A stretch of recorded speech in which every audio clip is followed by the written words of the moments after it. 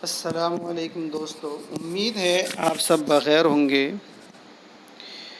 तो लीजिए, हाजिर है आपका भाई एक और नई वीडियो के साथ, जिसमें हम देखेंगे DSSB उर्दू मेल, जिसके एग्ज़ाम 19 अगस्त 2018 में हुआ था।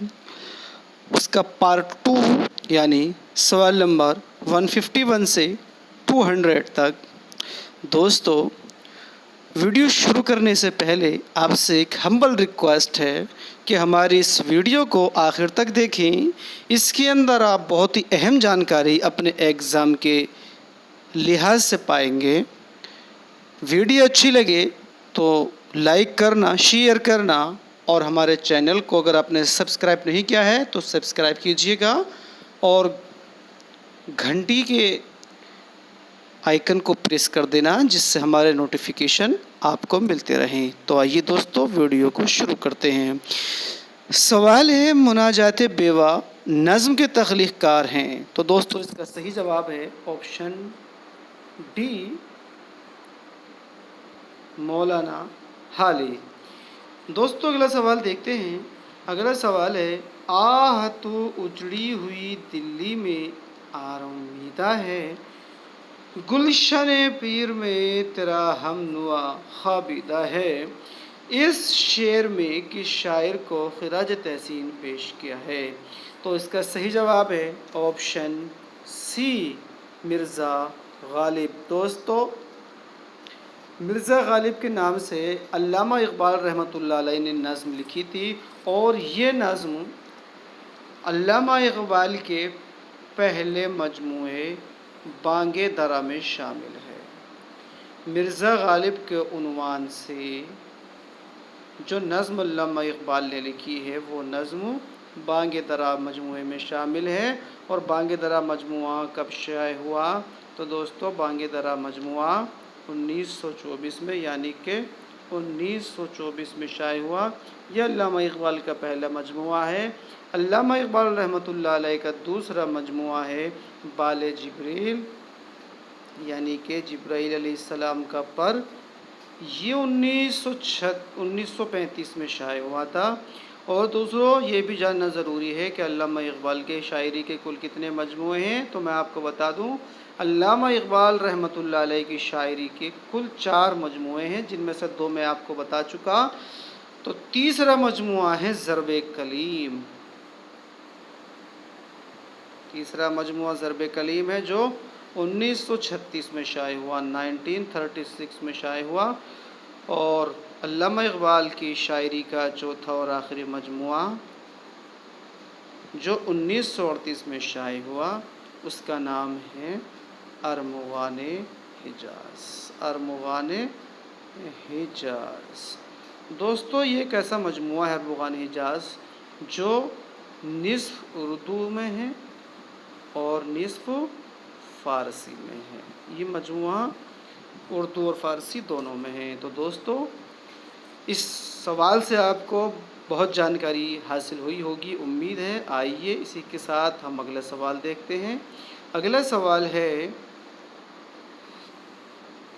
उर्दू नस्र में इंशाइये के बानी किसको माना जाता है? उर्दू नस्र में इंशाइये का बानी सर सैयद अहमद ख़ान को तस्लीम किया जाता है। अगले सवाल है, इकबाल की नज़्म इब्लीस की मजलिस शूरा में कितने मुशीर हैं? तो इसका सही जवाब है 5। दोस्तों, इब्लीस की मजलिस शूरा में इब्लीस के 5 मुशीर हैं। ये हमें मालूम होना चाहिए कि इब्लीस की मजलिस शूरा अल्लामा इकबाल की नज़्म कौन से मजमूए में शामिल है। तो दोस्तों, ये नज़्म अल्लामा इकबाल के आखिरी मजमूए, जो मैंने अभी बताया, अरमुगाने हिजाज़ में शामिल है। अरमुगाने हिजाज़ में शामिल है। ये मजमुआ 1938 में शाये हुआ था। ये मजमुआ है जो आधा उर्दू और आधा फ़ारसी में है, यानी कि अल्लामा इकबाल का फ़ारसी और उर्दू कलाम इस मजमुए में, यानी अरमुगाने हिजाज़ में मौजूद है। आइए दोस्तों, अगला सवाल देखते हैं। अगला सवाल है, अफसानों के मजमुए अंगारे किस सन में शाये हुआ? तो दोस्तों, इस सवाल का सही जवाब है ऑप्शन सी, 1932। दोस्तों, इस सवाल से रिलेटेड जितने भी क्वेश्चन हैं उसके बारे में बात करते हैं। तो ये मालूम होना चाहिए कि अफसानवी मजमूए अंगारा जो 1932 में शाये हुआ, इसमें कितने अफसाने हैं? इसमें कुल 10 अफसाने शामिल हैं। अफसानवी मजमूए अंगारे में कुल 10 अफसाने शामिल हैं। 10 अफसानों में से ये किस किस अफसाना निगार के हैं? तो इसके अंदर 5 अफसाने शामिल हैं। 5 अफसाने हैं सज्जाद ज़हीर के, 5 सज्जाद ज़हीर के हैं। और 2 अफसाने यानी एक अफसाना और एक ड्रामा है रशीद जहाँ का, जिसमें इनका दिल्ली की सैर एक शामिल है। और इसी के साथ अहमद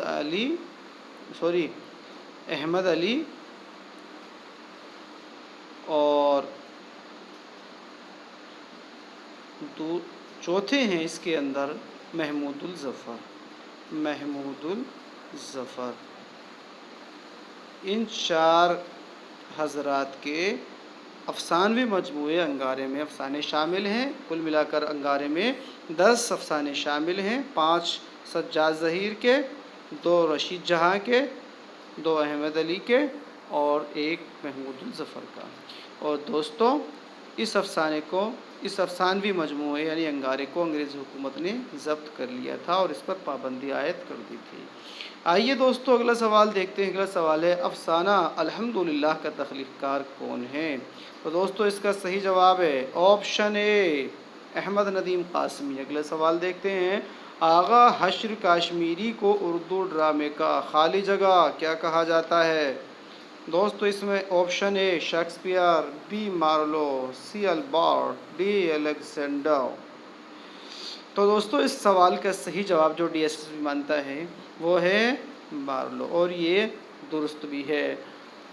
आगा हश्र काश्मीरी को उर्दू ड्रामे का मार्लो किसने कहा, ये आपको मालूम होना चाहिए। मैं जानता हूँ आपको मालूम नहीं है, लेकिन मैं बताता हूँ कि ये किसने कहा था। तो आगा हश्र काश्मीरी को उर्दू ड्रामे का मार्लो राम बाबू सक्सेना ने कहा था। किसने? राम बाबू सक्सेना ने आगा हश्र काश्मीरी को उर्दू ड्रामे का मार्लो कहा है। दोस्तों आगा हश्र काश्मीरी को उर्दू ड्रामे का शेक्सपियर भी कहा जाता है, लेकिन यहाँ पर दोनों ऑप्शन दिए हैं तो यहाँ पर DSSB इसको मार्लो मानता है। और मार्लो के बारे में मुझे भी मालूम है, ये राम बाबू सक्सेना ने कहा है।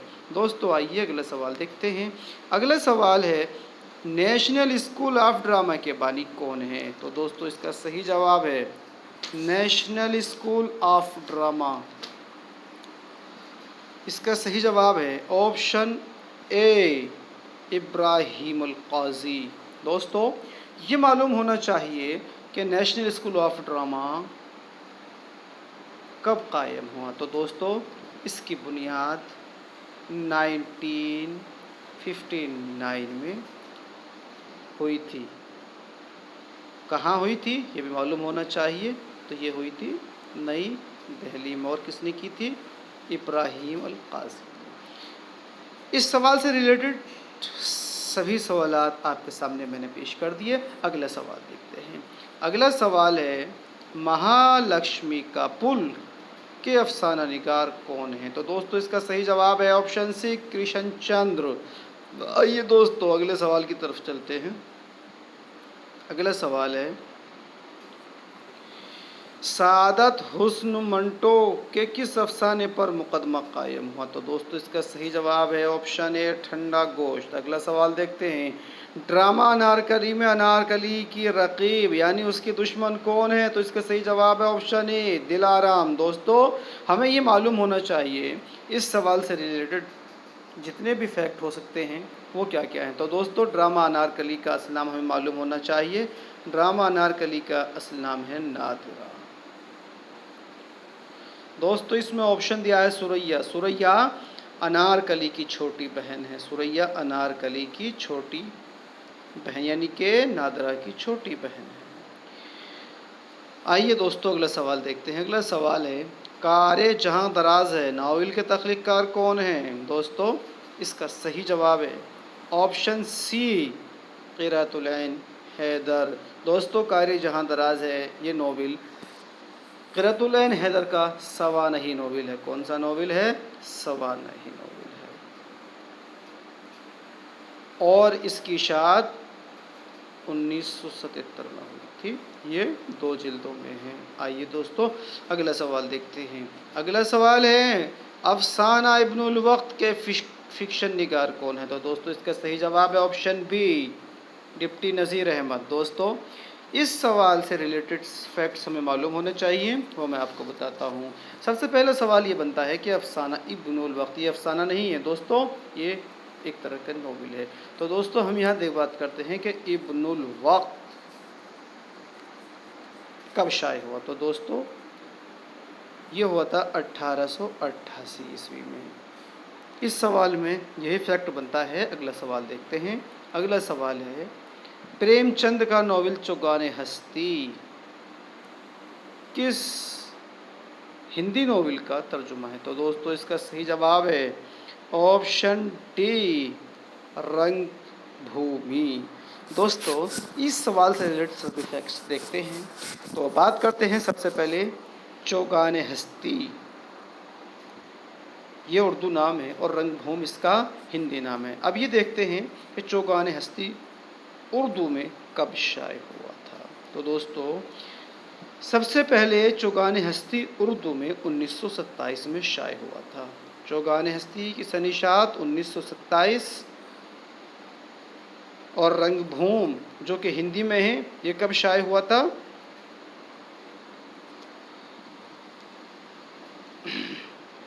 तो इसके बारे में बात करते हैं। तो हम बात कर रहे थे कि इसके चारों ऑप्शन जितने भी फैक्ट हैं उसके बारे में। तो ऑप्शन ए देखते हैं सेवा सदन। सेवा सदन कौन सा नोवेल है? तो दोस्तों इसका उर्दू नाम है सेवा सदन का बाज़ारे हुस्न,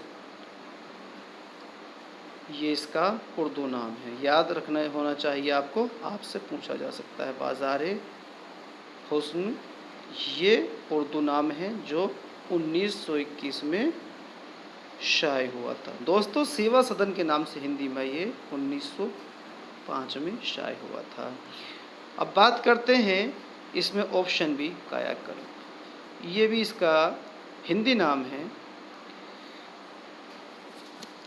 ये हिंदी में 1928 में शाये हुआ था, ये कायाकल्प। इसका उर्दू नाम है पर्दाए मिजाज। इसका उर्दू नाम क्या है? पर्दाए मिजाज इसका उर्दू नाम है। और ये उर्दू में कब शाये हुआ था? 1928 में ही शाये हुआ था। अब बात करते हैं ऑप्शन सी प्रेमा। तो प्रेमा का उर्दू नाम है हम खुरमाओ हम सवाब, ये इसका उर्दू नाम है हम खुरमाओ हम सवाब। तो दोस्तों इससे रिलेटेड सभी फैक्ट्स हम देख चुके हैं। अब हम अगले सवाल की तरफ चलते हैं। तो आइए अगला सवाल देखते हैं। दोस्तों अगला सवाल क्या है इसके बारे में बात करेंगे। अगला सवाल है हयात जावेद किसकी ज़िंदगी पर लिखी गई है? तो दोस्तों हयात जावेद सर सैयद अहमद ख़ान की ज़िंदगी पर लिखी गई है। और ये किसकी तसनीफ़ है? ख्वाजा अल्ताफ़ हुसैन हाली। और ख्वाजा अल्ताफ़ हुसैन हाली कौन हैं? उर्दू के पहले सवानी निगार हैं। और हयात जावेद की तसनीफ़ कब हुई थी? तो दोस्तों हयात जावेद हाली ने 1901 ईस्वी में लिखी थी।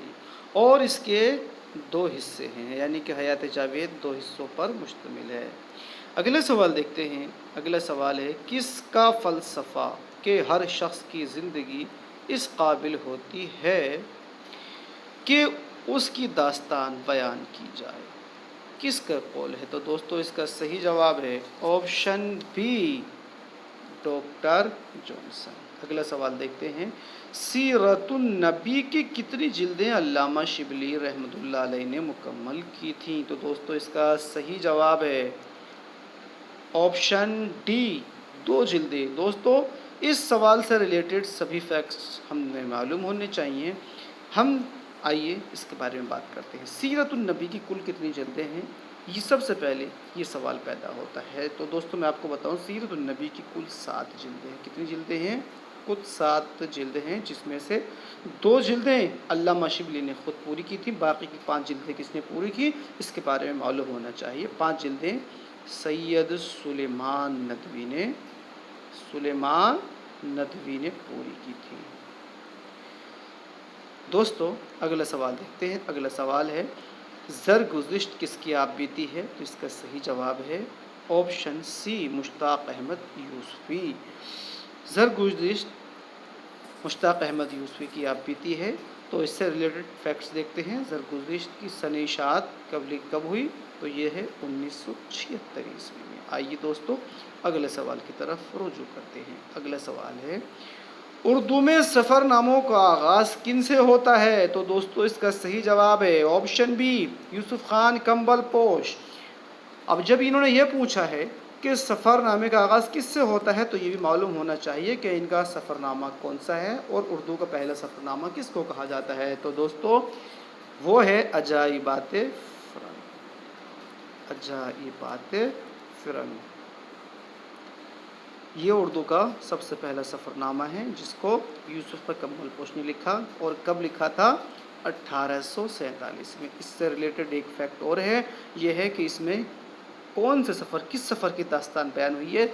तो इनका सफ़र हुआ था इंग्लिस्तान। तो इसके अंदर इंग्लिस्तान के सफ़र की बात की गई है, इंग्लिस्तान। उम्मीद है इससे रिलेटेड सभी फैक्ट्स समझ में आ गए होंगे। आइए अगला सवाल देखते हैं। अगला सवाल है,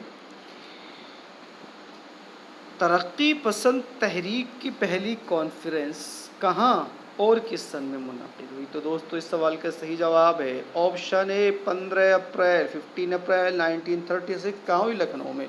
दोस्तों इस सवाल से रिलेटेड सभी फैक्ट्स भी हमें मालूम होने चाहिए। बात करते हैं कि तरक्की पसंद तहरीक की पहली कॉन्फ्रेंस और कहाँ हुई, ये हमें मालूम हो गया।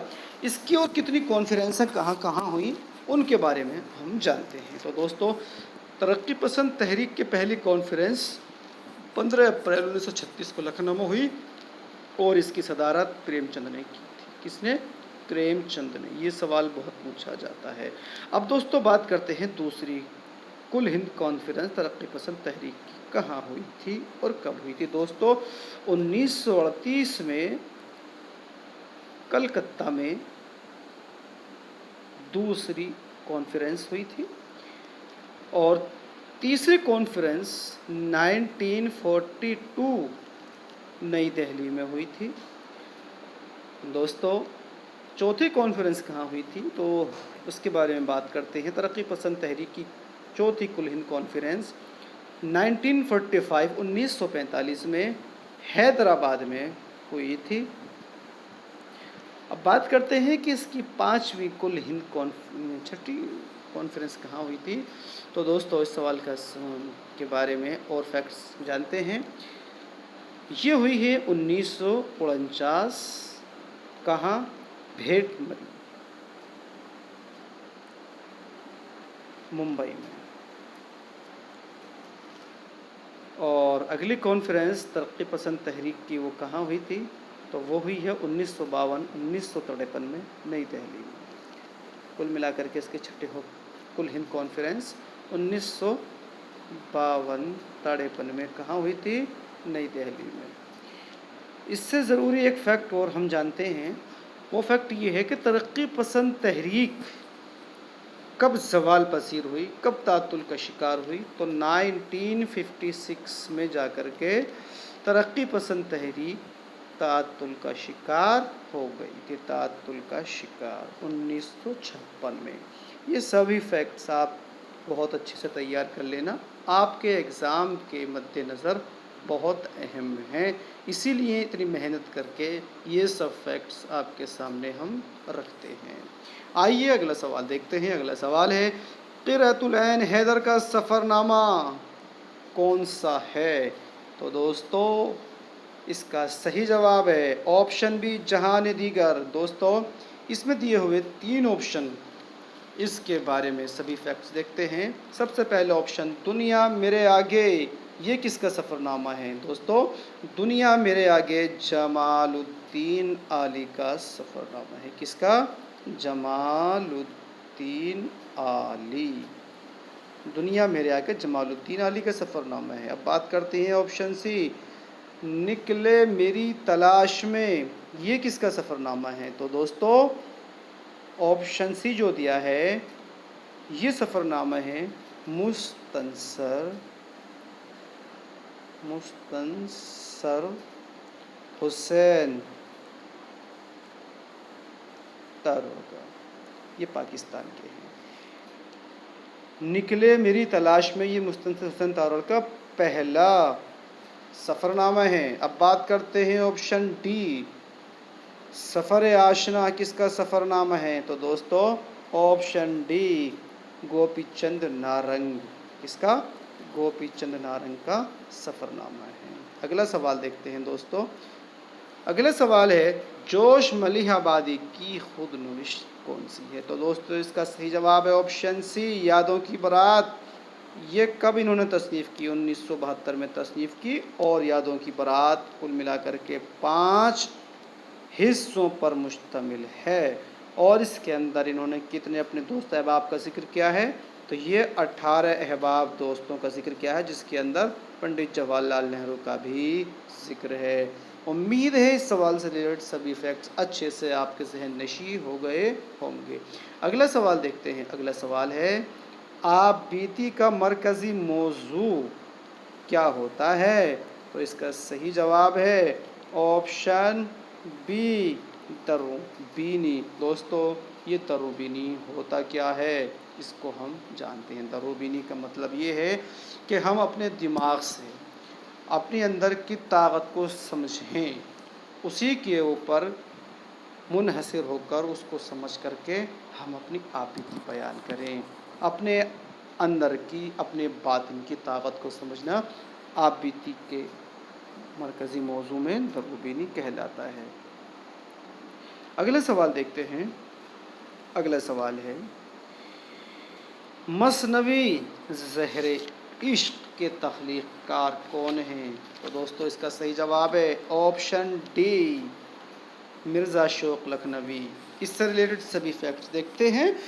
तो मिर्ज़ा शौक़ लखनवी का असल नाम अक्सर पूछा जाता है, तो क्या है? तो इनका असल नाम है हकीम तसद्दुक़ हुसैन।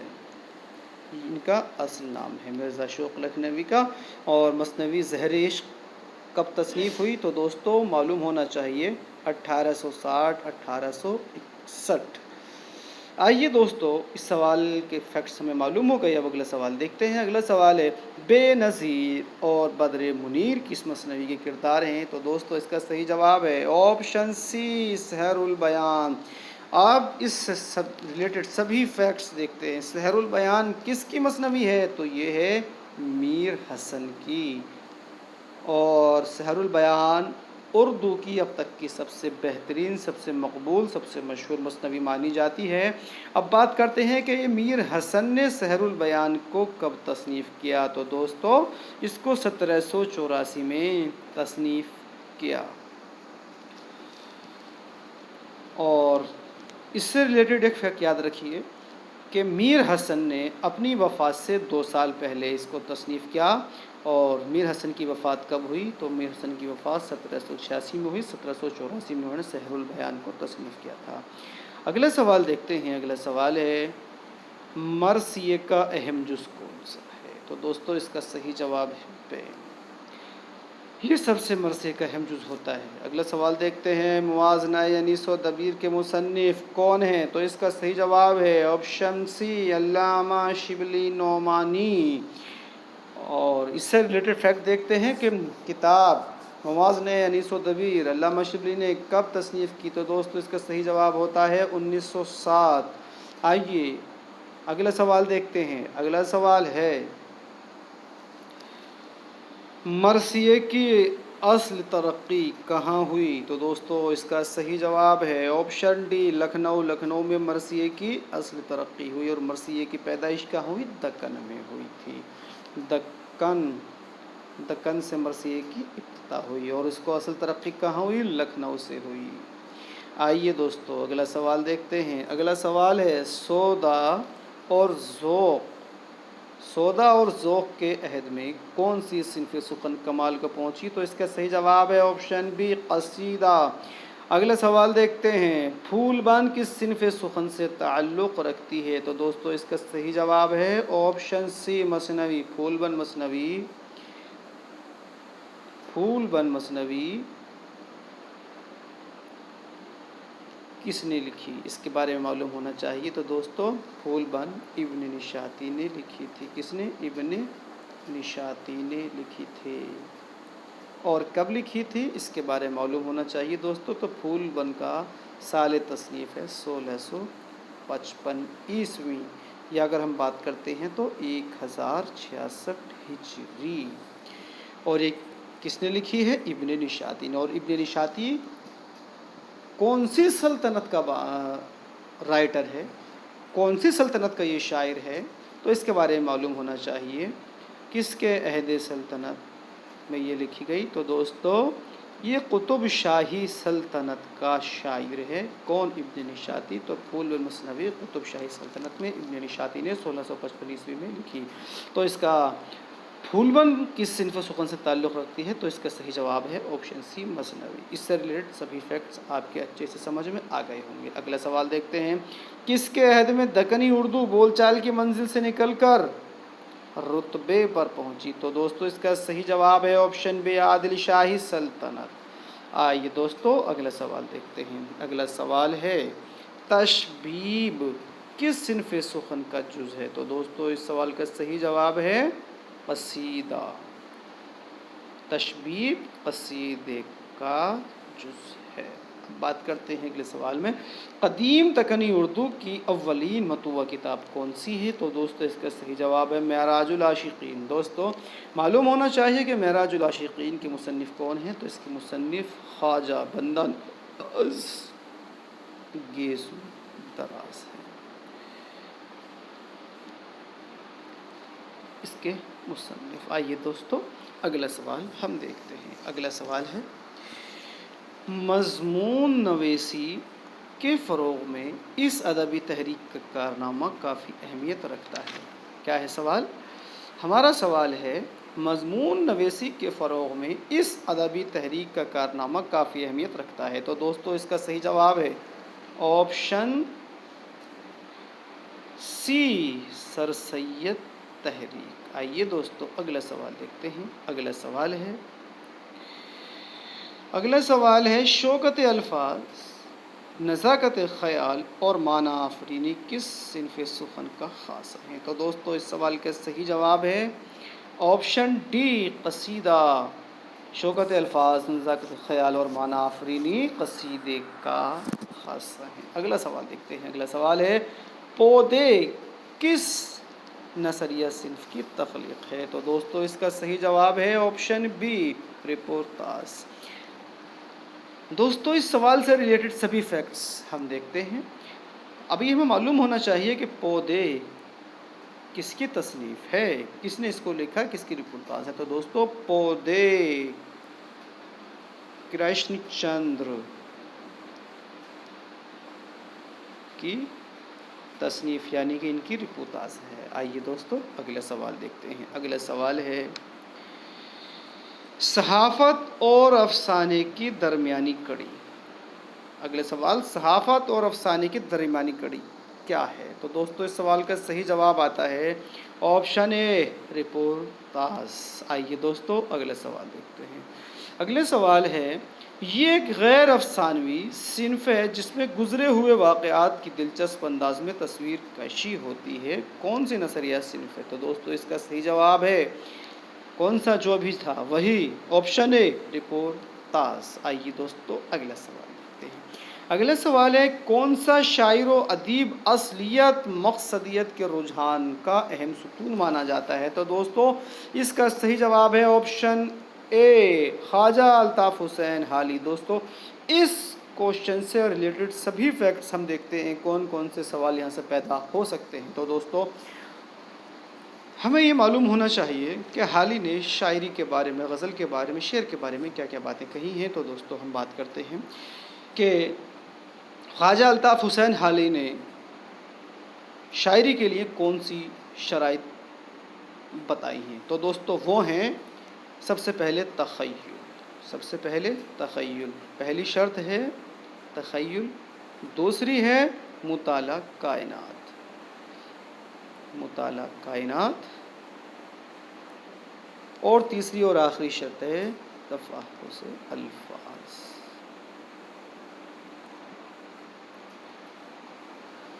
दोस्तों ये तो शराइत थी। अब बात करते हैं कि ख्वाजा अल्ताफ़ हुसैन हाली ने शेर की खूबी क्या बताई? कौन सी खूबियाँ अल्ताफ़ हुसैन हाली ने अपनी किताब मुक़दमा शेर व शायरी में बताई हैं? तो दोस्तों शेर की खूबियाँ 3 बताई हैं। कितनी? 3। कौन कौन सी? कि शेर में सादगी हो। क्या हो? सादगी हो। उसके बाद क्या हो?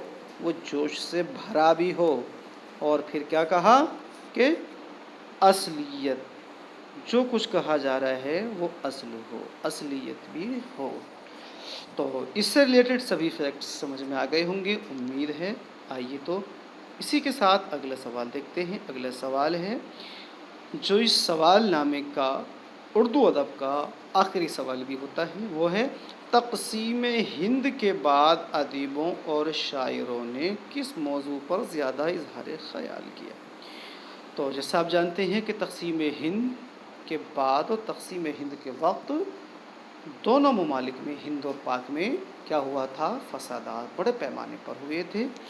तो इसका असर अदब में भी दिखाई दिया। तो अदीबों ने, हमारे शायरों ने फसादात को मौजू बना करके अपनी अपनी तख्लीक़ें अंजाम दी।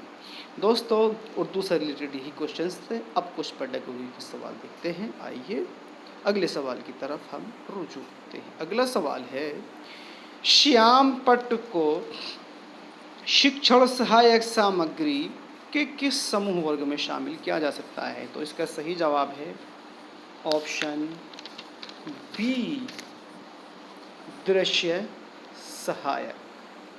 अगला सवाल देखते हैं कक्षा में प्रश्न पूछने वाले विद्यार्थियों को क्या होना चाहिए, क्या करना चाहिए? तो दोस्तों इस सवाल का सही जवाब है ऑप्शन सी, प्रश्न पूछते रहने के लिए प्रोत्साहित करना चाहिए। कक्षा में प्रश्न पूछने के लिए विद्यार्थियों को प्रोत्साहित करते रहना चाहिए कि वो प्रश्न पूछते रहें, इससे उनके सभी फैक्ट्स, दिमाग की बातें क्लियर होती रहें। अगला सवाल देखते हैं।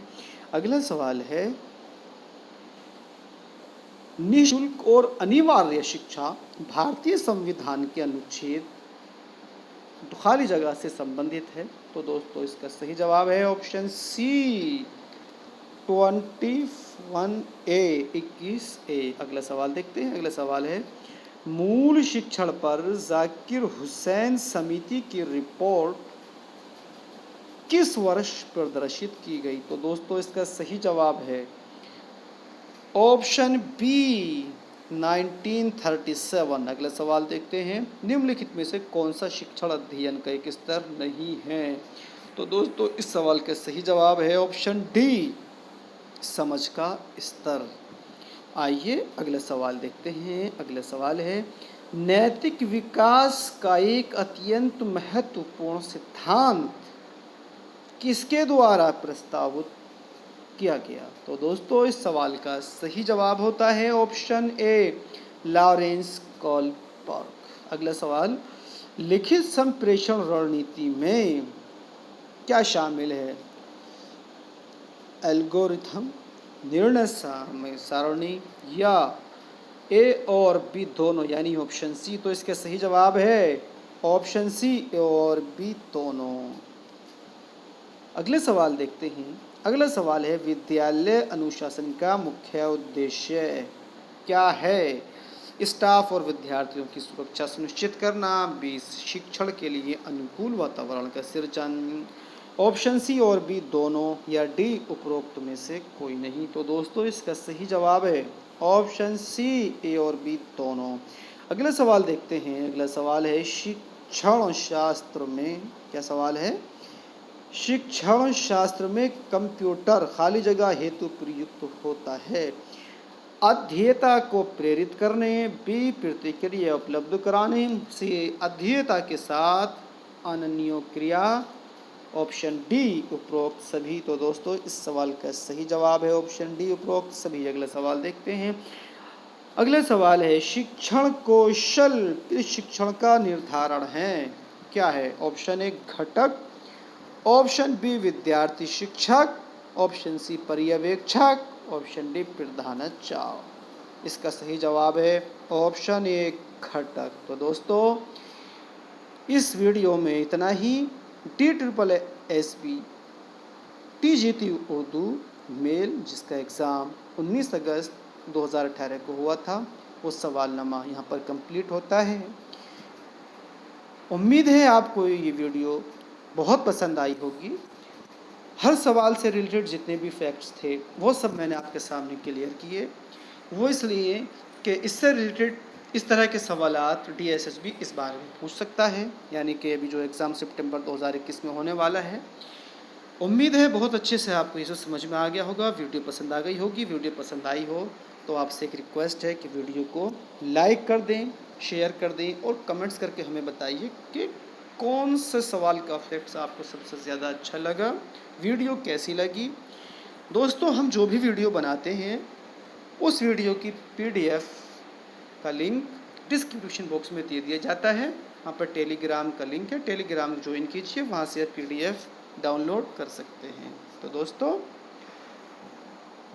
इस आशा के साथ, इस उम्मीद के साथ कि आप सबकी तैयारी बहुत अच्छे से चल रही होगी और ये वीडियो आपकी उस तैयारी में मज़ीद इजाफा करेगी। इस वीडियो से हम विदा लेते हैं इस उम्मीद के साथ कि एक नई वीडियो के साथ इंशाल्लाह फिर मुलाकात होगी। बहुत बहुत शुक्रिया। खुदा हाफिज़।